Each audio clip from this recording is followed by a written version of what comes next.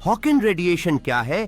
यह एक दिलचस्प सिद्धांत है जो बताता है कि काले होल्स के आसपास की ऊर्जा कैसे विकिरित होती है। जब हम इसे देखते हैं तो यह हमें बताता है कि कैसे काले होल्स अपने आसपास के क्षेत्र से ऊर्जा निकाल सकते हैं, जो एक आश्चर्यकारी विज्ञान है।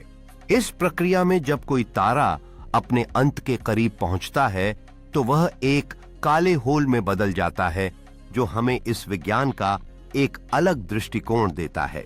यहां तक कि कोई भी वस्तु एक बार काले होल के भीतर चली जाए वह वापस नहीं लौट सकती, लेकिन हॉकिंग रेडिएशन यह बताता है कि कुछ ऊर्जा बाहर निकल सकती है। इसका मतलब यह है कि काले होल पूरी तरह से अंधेरे नहीं होते, बल्कि उनके चारों ओर एक अदृश्य ऊर्जा का खेल चलता है जो हमें नई खोजों की ओर ले जाता है।